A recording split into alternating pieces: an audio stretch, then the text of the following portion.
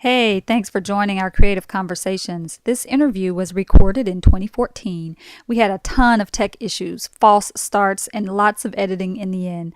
Please bear with us as there are many jumps and spliced sections. Thank you. Hello, beautiful creative people. Welcome to howtoartjournal.com. I'm your creative tour guide and fellow art journal lover, Kiala Givehand. Today, I chat with Virginia Simpson-Magruder about her creative journey and the power of the art journal. Virginia is a jewelry, collage, altered book, and journal artist living in Marin County, California. She teaches collage and altered book workshops and makes one-of-a-kind wild spirit animal pendants. Virginia danced toward and away from art for over 20 years due to what she calls artistic paralysis. She eventually emerged from her creative lull and over the past 8 years has allowed her creative spirit to grow deeper and wider. Join me as I chat with Virginia about her unique style of art journaling.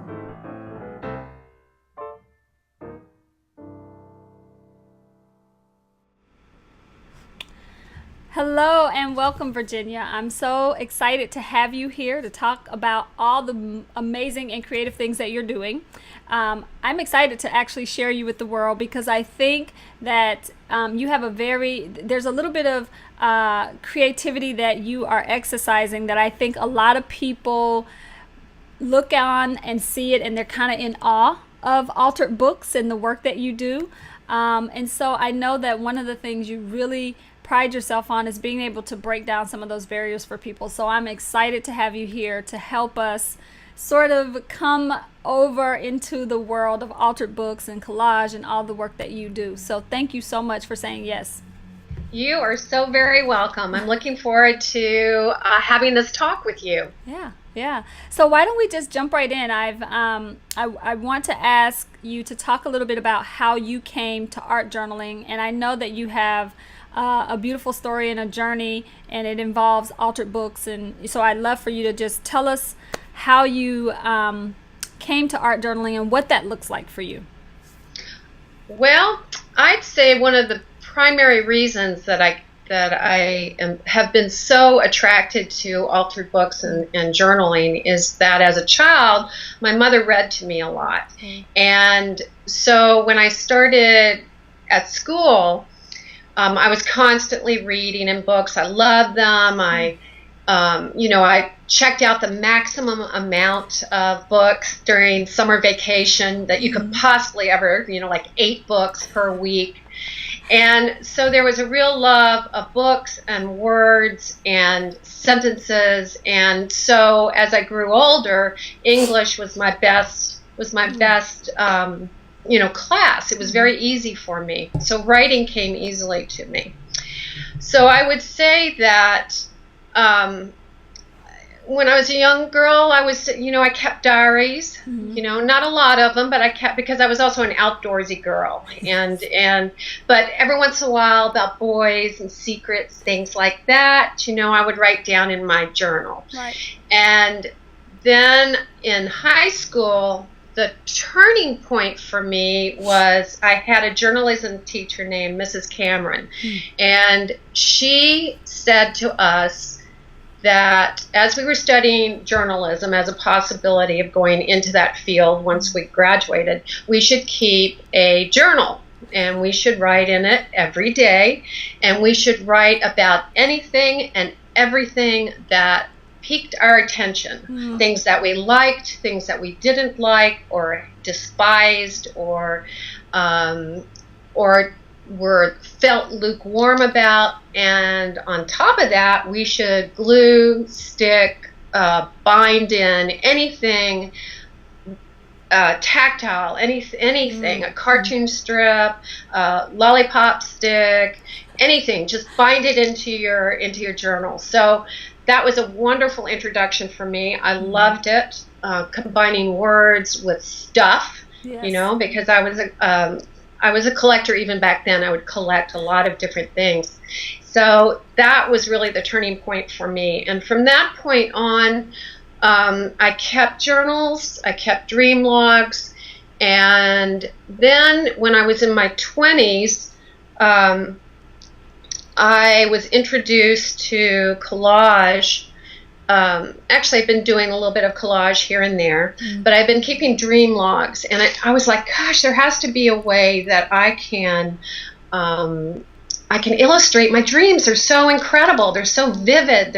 But I'd never taken any art lessons, and then I thought, well, maybe if I learned, how to stick images together, that thing called collage, maybe I could do that, And so about that time, the same time, I saw at the National Gallery of Art in Washington, Joseph Cornell's retrospective. And he was a great collagist and a box constructionist.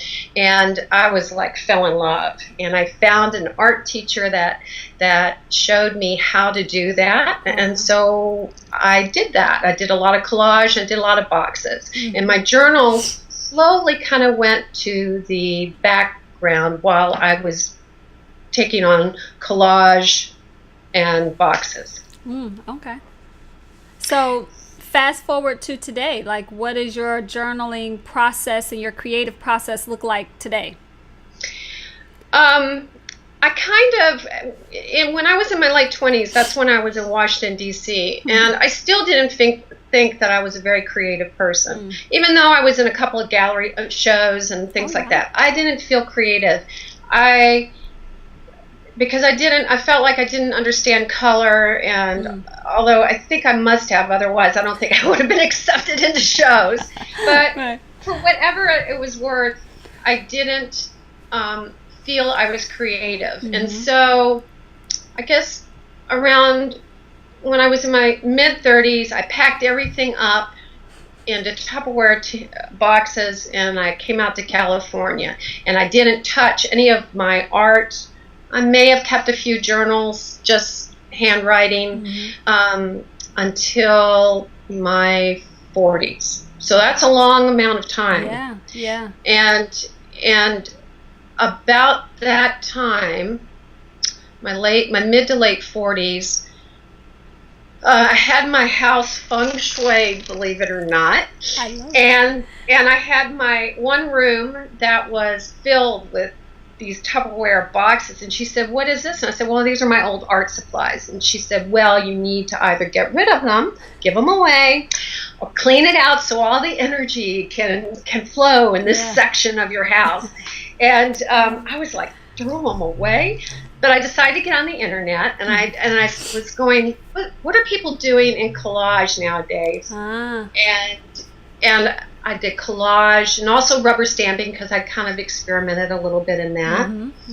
And I came across altered books, and oh my God, I was so excited because there were books. I love books, and I could take images, and I could experiment with paint, and I could create beautiful works of art, maybe. So that's how I got started in altered books. Okay. So, Kyla, I guess so from that point on, I just started experimenting, and then about 3 years later, again, I started to think, I can't go any farther with this. I'm going to pack everything up, give it away. So I got back on the internet, and I saw that people were doing art challenges, and that was very exciting to me. And then I started thinking, well, maybe I should do an art challenge for myself. And what could I do that I could do every single day for a year? Because I figured if I did something every single day for a year, it would either support my creative abilities and my process, and it might give me some confidence. And if I could stick to it, scan the images, and put them on an art blog that I would set up, that would hold me accountable.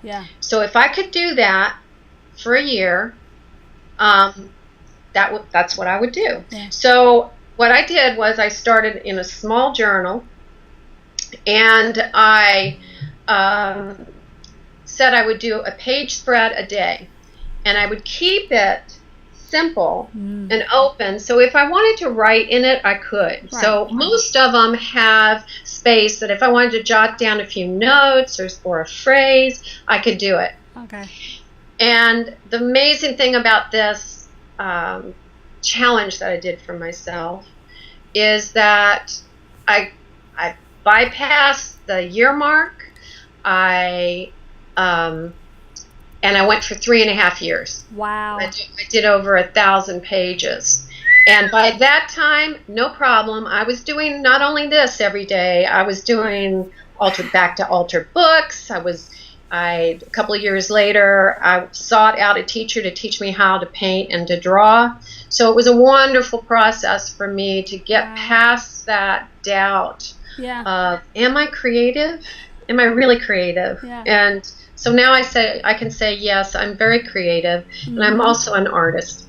That is, first of all, when you said challenge, I thought you were going to say, people typically do a month-long challenge, or some people even do, just like 30 days, or I think the most I've seen year-long challenges, but those are like really intense. Like that's an intense challenge to give yourself. Yeah.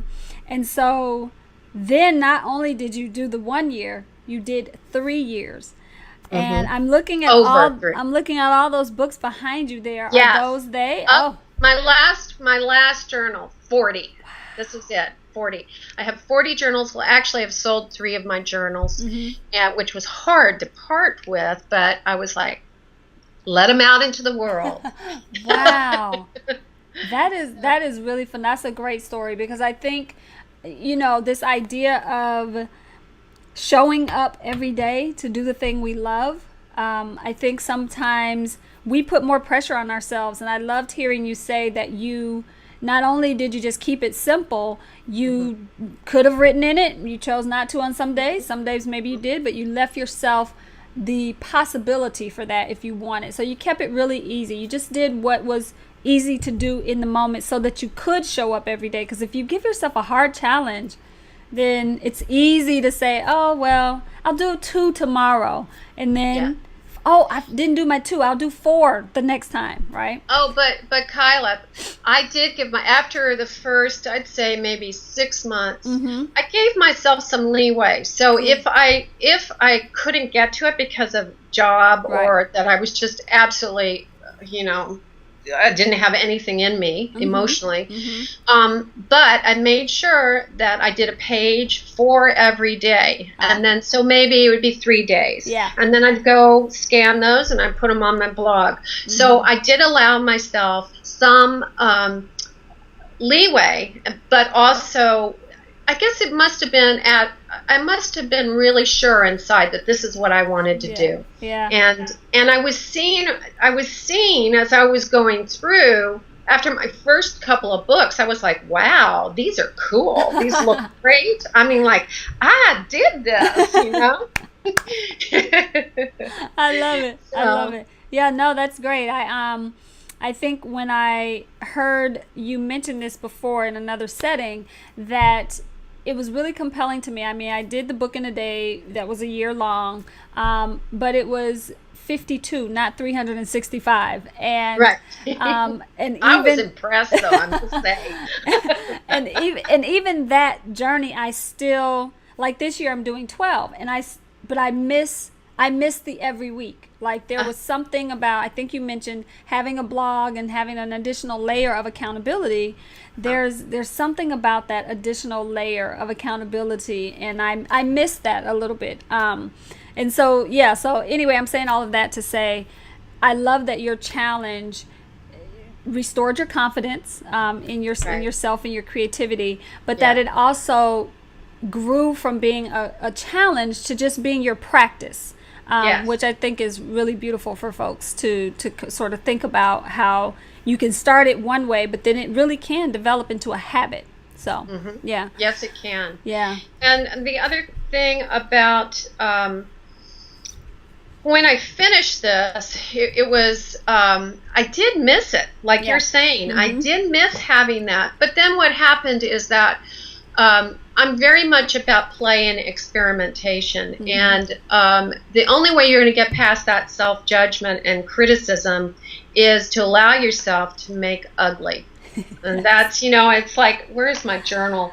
I have one journal that I set up for myself that is called Journal of Ugly Experiments. And so often I will go... I will go into this book and I'll just take any colors, because colors have always been a challenge for me, and I will just do weird things that to me, seem kind of ugly or truncated or, but to somebody else it may not be ugly. That's the other thing we have to keep in mind as artists is our own perceptions. They're not God, man. It's not like this is ugly or this is beautiful, because viewers are each person will see something different in what you've created, and so you can trust a lot of your perceptions, but not all of them, and especially if they're negative. I wouldn't trust. I learned not to trust those anymore. I pay attention to them, but not for very long. Yeah, absolutely. So I want to hear how you. So you've shown us your collage journals. I'd love to see maybe some of your altered books, and have you talk a little bit about that and that creative process and what that looks like for you. Yes. So when I first started with altered books, that's a great one. This, I know, Copywriter's Handbook. I was a proofreader for a while, so it's like, I love this. This is great. And it's it was a perfect size for me, and I just used it. And I do this with a lot of my books. They just become like technique books or experimental play books. And as I have gone along, they get more. Can you see this? Yeah. Good.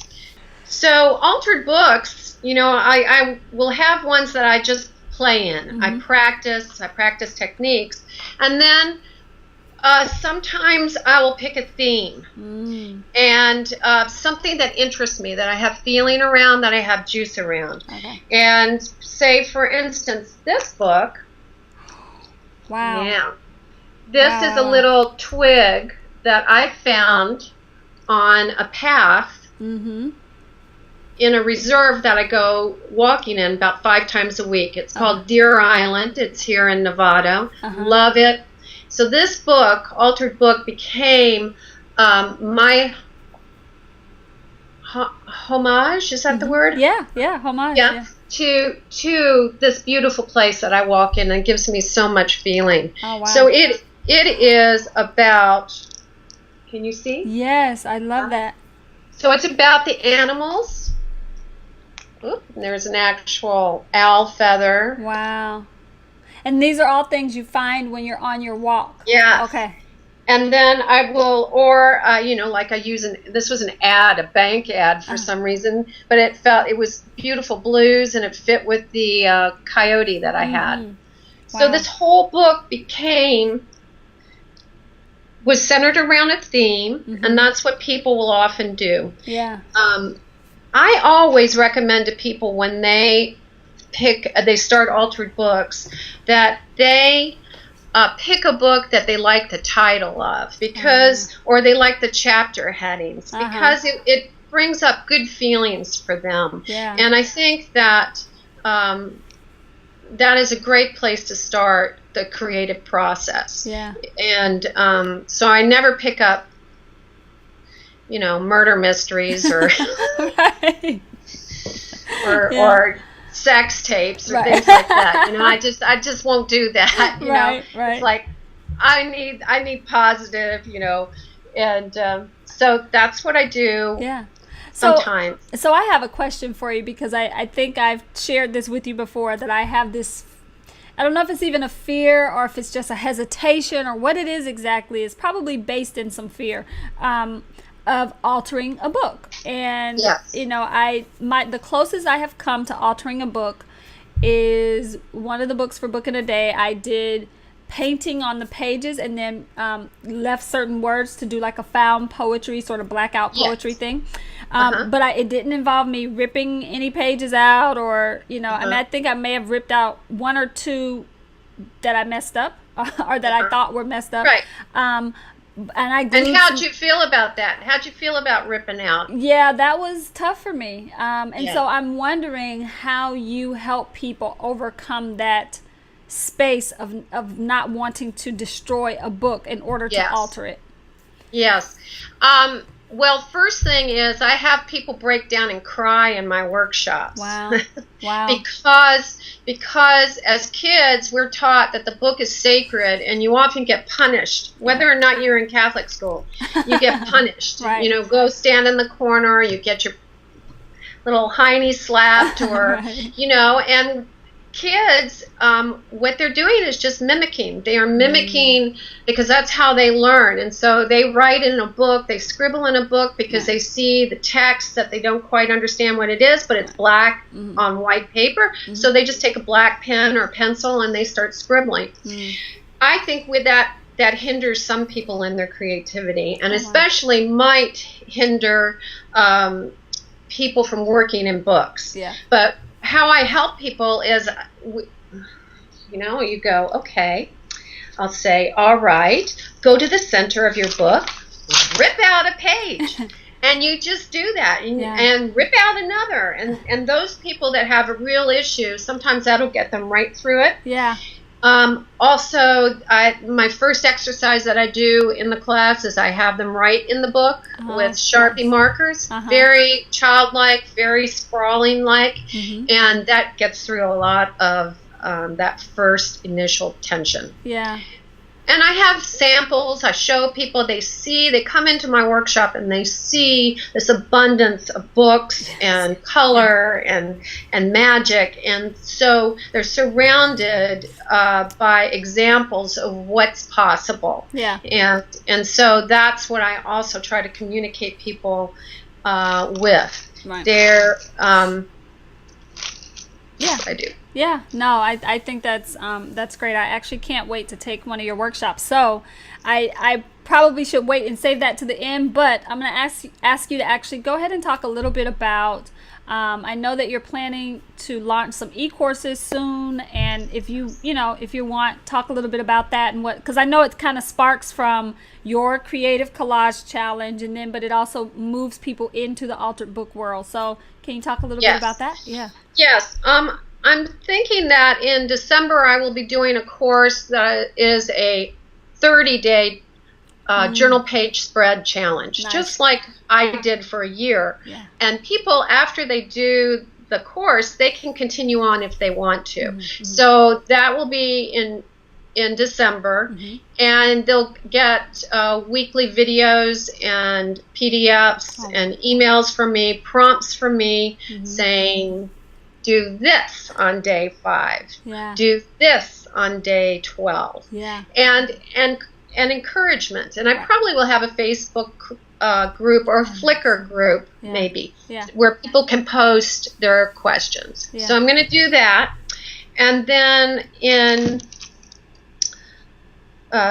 February, I think it's February, I'm planning to do my Unleash Your Creativity Through Altered Books. And that is my intro to Altered Books. That is where we go soup to nuts, and we go through, it'll probably be around 6 weeks long, and there will be a live stream event where halfway through where you will bring to the camera, to your computer camera, your book, and you will hold it up, and we will do not critiques but suggestions and encouragement and some ideas of what else they could be doing to play even more. So that's great. I love that.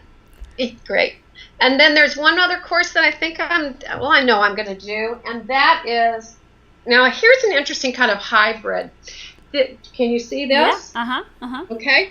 This is my planning book that I created for my altered books as a way of seeing your world using portals, windows, doors, and gates. And what I did was I decided that as I was going to plan this out, using pictures that I liked and loved, I would do it in a book, but it is really a journal. Okay. It is a journal of my syllabus of what. Oh, wow. See? So this is a good example of putting a door in, because doors are so great for That's so cool. projecting what you'd like to see in your world, or things, or learning about what you love. What do you see outside of that window? Right. What do you see? And write about that. So that workshop will be about using portals. Oh, that's so awesome. So that's great. I can't wait. People are going to eat that up. So we have you doing altar books. We have you talking about collage. But I know that there is another really beautiful creative expression of you that exists in the world. So, Kiala, when I make these wild spirit animal pendants, I use semi-precious stones. They're amazing. Yeah. I think it's like painting. Have you ever gone to a bead show? I mean, it is amazing, the colors. Yes, I have. And how much money you spend. Yes, that is exactly what I was thinking when you said bead show. I was like, oh my God, the money. Yeah. Anyway, but I make sure I pick out beads that I love the colors of, and I think about the animals that I am going to be showcasing. Okay. So this wonderful bead here is a Tibetan agate that is made in China or Mongolia or Tibet, and then I use these beautiful Thai silver beads, which are shells, and it just creates a wonderful feeling for the necklaces. And then I also include a small spirit box at the very bottom. You can see maybe. Yeah. And that it contains an affirmation that has to do with the energy of the animal, because people are attracted to animals on a not only deep emotional level, vibrational level, or a spiritual level. And so an affirmation, say, for the snow leopard, which is the word that I pulled from the snow leopard was renewal. So a renewal, it could mean a lot of things, of creativity, renewal of spirituality, renewal of a relationship. So a person might want to wear this for that reason, to help not only draw it to them, but also just to remind them this is what they would like in their life. Right. And they can change the affirmation out when they want. Oh, nice. Okay. So what others? So I see the snow leopard. What others do you have? I have the tiger. Oh, nice. See the tiger. Yeah. The tiger, there's a white tiger on the back of this one. Oh, nice. Yes. And then this is a barn owl. Can you see that? I do. He's beautiful. See, beautiful? Yeah. And I have about 11 others. I have deer, and then one of my favorites is cougar. I love cougar. Yeah, cougars are awesome. Cougar is about a balance of aggression with a balance of energies, and they're very directed and very focused. And I just love, but really it's whatever you feel when you could create your own interpretation of the energies. Absolutely. You can read about it, but really you'll pick the one that feels right for you. And so I love making these necklaces. So just to be clear, can people order, can I say get one of a specific animal? Like if I have a specific animal in mind? Yes, you can. Okay. You can, in fact, if you want me to do one that's personally your totem animal, you would decide, okay, I want you to can you make me a buffalo, Virginia? And I'd say, oh, yes, I can make you a buffalo. Do you want it to be a white buffalo or a brown buffalo? Okay. And we would work together on what you would like to see and what energies you would like to see on the back of the pendant. Oh, wow. That's beautiful. So we have altar books. We have the collaged notebooks that you do. We have the workshops that you offer. And now these wild spirit animal pendants. So the creativity is overflowing in that studio, and I love that. And so I'm wondering if you can tell us, think about a person who's new, who's trying to rediscover, or maybe for the first time discover their creativity, and they find art journaling. How would you, what kind of advice would you give them around starting an art journaling practice and what they might do first, or just what kind of general advice would you give to someone starting out in art journaling?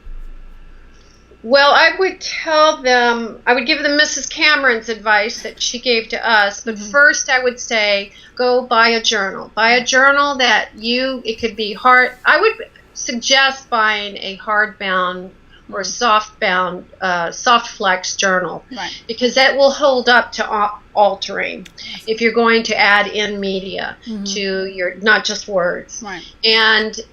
But pick it because you like the color or you like the feel of the cover, whether it's leather or paper. You like the feel of the pages. And then I would say, if you wanted just to get a few supplies, get a Yoo-hoo. Yes. I'm looking for it. Paste tube. I love the Yoo-hoo version. It's so good. They're the best. Yeah. And if I had one here, I would bring it up. And then the next thing that I would get is these Portfolio water-soluble oil pastels. Love those. Love them. Yeah. They're very inexpensive, and they come in the set of, I think this is 24. Their oil pastels are called that, but they are water soluble, which means they're very creamy. They mix with water. You can blend. You can learn about colors by blending with them. Yeah. So I'd say go get that. I would get some rubber stamp pads as another art medium. You can get chalk pads. They're also called pigment pads. These blend with each other and with other, like the water-soluble oil pastels. Then pick up some dye pads, and they always say on the bottom if they're dye or chalk. Dye is it's ink that will not blend. So these are good for like a base that maybe you want to see this hot pink coming through, even though you're going to layer on different colors on top of it. Right. You would have the dye on the base of what you were doing. Or if you were going to stamp text on the top, you would do a black dye or some other color. Yeah. Nice. Okay. So you have your water soluble Portfolio oil pastels. You have like a selection of dye and chalk ink pads, and you can get the small ones. Don't have to be big. And then you have your Yoo-hoo paint stick, or not paint stick, glue stick. Right. And then you can get started. Just jump in. And that's what Mrs. Cameron said. Right? Or color, anything. Just get into it. Just experiment. Have your play journal or your playbook and just get familiar with your materials. Get that critic out of your head. Be willing to do ugly. Make ugly. Yes. And just experiment, and you will grow. Yeah, absolutely. Okay, Virginia. So we've seen your altar books. We've seen your collage books. We've seen the portals and the windows. Is there any other way that you are using art journals now in your creative practice? Well, interesting that you should ask, Kyla.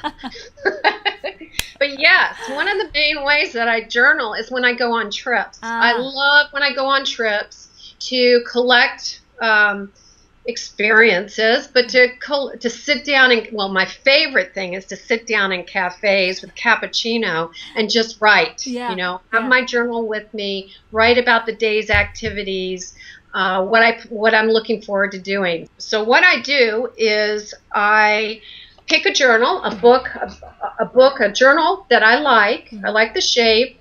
I'm nuts about paper blanks journals, by the way. I really like them because they have great covers and the paper inside holds weight really well if you add on. And then I create pages. I prepare pages before I go. Sometimes I'll add in photos that I've taken from previous trips. Sometimes I add in magazine images. Oh, wow. Can you hold it up a little bit for us so we can... Right. Oh, yes. Yeah. Cappuccino, because that's my favorite thing to do. This is street art. I love street art. That just that it's very easy to journal about street art because they're so dreamlike often. Yeah. And I go to museums, I go to museum gift shops, I buy note cards, I cut out the note cards, and I use rubber stamps a lot to help treat the pages, prepare the pages. So this is a great course. I'm teaching it actually in October 25th. I'm teaching how to art journal your travels. This will be the second time I'm teaching this class, and I show you how to prepare your journal and what to put in it and what to do. Lots of times, like I finish, and it's okay, you come back, and then you can journal. If you've got a great memory, some people don't, but I do, and I journal afterwards too. Yeah. Oh, I love it. That's beautiful. So I see that one is for London, it says. Do you have others? Yes. Yeah. Yes, I have my Paris journal. Oh, it's nice and chunky. We love a chunky journal. Look at that. I just love that. It is, and this is after I came back. I added more and more and more materials. Yeah. But basically, this is very French looking. Yeah, absolutely. I think that was Rodin's lover, mistress, and I just keep preparing the pages. So this was an accordion. This needs to be placed. Accordion players in Paris, and the Eiffel Tower, of course, that we love. Yes. And then I also teach people how to make pockets so that they can store in the back of their. Nothing's in this right now, but you can store a lot of the things you collect while you're traveling. Oh, nice. I love it, Virginia. That is awesome. Thank you so much for showing that. That's great. That's great. You're welcome. So, Virginia, this has been a pleasure to talk to you, to hear all the wonderful things you're doing. I'm really, really thrilled that you agreed to be one of our contributing bloggers, because I think you bring a really unique perspective to the art journaling world in terms of not only the altered books and the collage work that you do, but just this idea that, forming a creative habit and what that can look like, and that there is really no right or wrong way. You just have to start, like you said, and see what happens. Yeah. So I'm really thrilled to see, what you have coming up in your business and what's going on with you. So thank you so much for joining us. You are so very welcome. Thank you so much, Kiala. All right, we'll see you. Maybe we'll have you back again to talk to us more when we get close to the challenge. You can help us, because we absolutely want to have the challenge posted on howtoartjournal.com, because I'm sure there are tons of folks who are going to want to join in with you. So we'll have you back for that. Thank you. All right, bye.